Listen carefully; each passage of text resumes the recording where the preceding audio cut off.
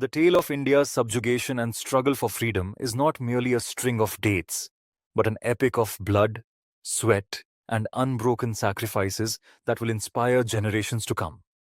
This story begins in the 17th century, when the land famed across the world as the Golden Bird drew the East India Company to India under the pretext of trade. At first, they came as merchants of velvet cloth and spices, but greed for the vast riches of this empire lay hidden in their hearts. Cunningly, they sowed discord among Indian rulers and, following a divide and rule policy, began bringing one kingdom after another under their control. The Dark Battle of Plassey in 1757, enabled by betrayal among Indians, handed Bengal to the British and marked the start of a terrible era of plunder. Taxes on farmers were raised so high that they became dependent on every grain, and our artisans were ruined to make room for British factory goods. After about a century of this oppression, the cry raised by Mangal Pandey in 1857 ignited a nationwide uprising. Rani Lakshmibai of Jhansi, with her child tied to her back, made the British tremble. Tatya Tope and Kunwar Singh fought fiercely to their last breath. Although that revolt did not fully succeed, it shook the nation awake. As time passed, a new wave of revolution surged among India's youth. Sardar Bhagat Singh, hanged at the age of just 23, proved by his sacrifice that freedom is won through struggle and courage, not by meekly asking for it. The martyrdom of Sukhdev and Rajguru inflamed the blood of every Indian.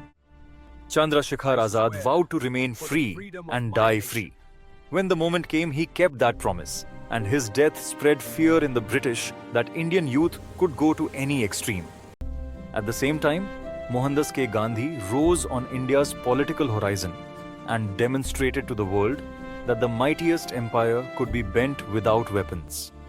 From the Indigo Satyagraha in Champaran to the historic Salt March at Dundee, where he picked up a handful of salt to defy British laws, Gandhi transformed farmers, laborers, and ordinary people into soldiers of the struggle.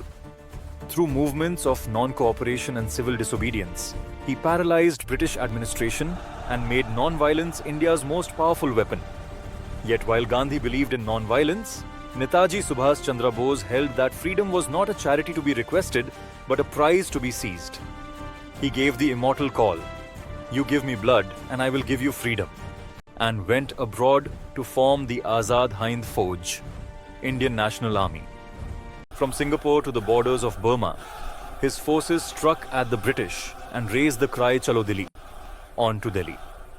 The courage of his army sent a dreadful message to the British. Indian soldiers could no longer be taken for granted. In 1942, Gandhi launched the Quit India movement with the Do or Die call and Quit India slogan, and the entire nation poured into the streets.